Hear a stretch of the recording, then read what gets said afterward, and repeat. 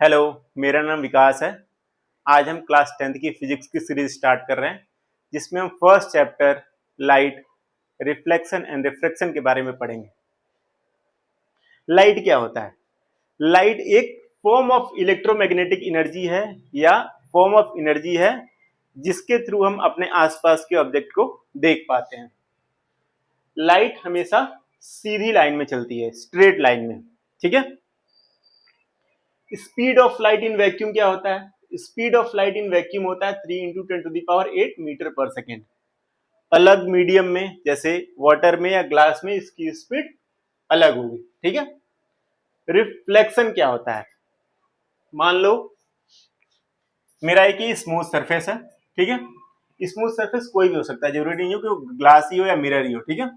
एक मेरा लाइट इस पे इंसिडेंट कर रहा है और अपने सेम मीडियम में वापस इसी मीडियम में बाउंस बैक कर जा रहा है, इसको हम बोलते हैं रिफ्लेक्शन।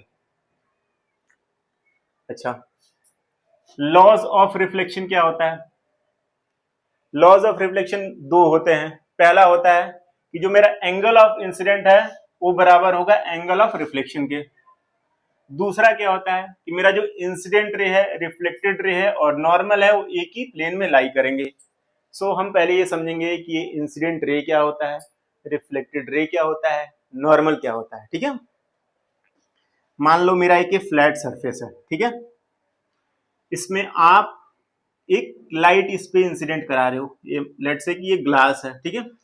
इस पे आप एक लाइट को इंसिडेंट करा रहे हो, जो लाइट इंसिडेंट हो रही है उसको हम बोलेंगे इंसिडेंट रे। और इस सरफेस से स्ट्राइक करके जो लाइट रिफ्लेक्ट हो रही है, वापस बाउंस बैक हो रही है सेम मीडियम में, उसको हम बोलेंगे रिफ्लेक्टेड रे। नॉर्मल क्या होता है? नॉर्मल हमारा एक इमेजिनरी लाइन होता है जिसको हम ड्रॉ करते हैं। मेरा जो सरफेस है उस सरफेस से वो 90 डिग्री के एंगल पे होता है, ठीक है। ये मेरा एक 90 डिग्री पे हमने एक परपेंडिकुलर ड्रॉ कर दिया, जिसको आप नॉर्मल बोल लो या परपेंडिकुलर बोल लो, ठीक है। अब समझते हैं पहला लॉ क्या होता है। पहला लॉ ये कह रहा है कि एंगल ऑफ जो इंसिडेंट है वो बराबर होगा एंगल ऑफ रिफ्लेक्शन के, I is equal to are. अब इसको ऐसे समझते हैं मेरा एक लाइट आके यहाँ पे स्ट्राइक कर रहा है, ठीक है। अब मान लो इस लाइट जो मेरा ये इंसिडेंट रे है इसके और नॉर्मल के बीच में जो मेरा एंगल बन रहा है वो 30 डिग्री का बन रहा है, ठीक है। और नॉर्मल से जो रिफ्लेक्टेड रे है उसका जो एंगल है वो भी 30 डिग्री ही बनेगा। मतलब ये ऐसे नहीं हो सकता कि ये इसके बीच में 30 डिग्री बन रहा है और इसके बीच में 40 डिग्री बन जाए। ये हमेशा आइडेंटिकल रहेंगे। अगर इसके बीच में 40 डिग्री एंगल बनेगा तो इधर भी 40 बनेगा, इधर अगर 50 डिग्री बनेगा तो इधर भी 50 डिग्री का ही एंगल बनेगा। दूसरा मेरा लॉ क्या है? इंसिडेंट रे, रिफ्लेक्टेड रे और नॉर्मल एक ही प्लेन में लाई करेंगे। प्लेन क्या है? मतलब ये पूरा मेरा एक प्लेन हो गया। जो मेरा एक 2D प्लेन है, ठीक है। इसी में मेरे इंसिडेंट रे, नॉर्मल और रिफ्लेक्टेड रे तीनों एग्जिस्ट कर रहे हैं।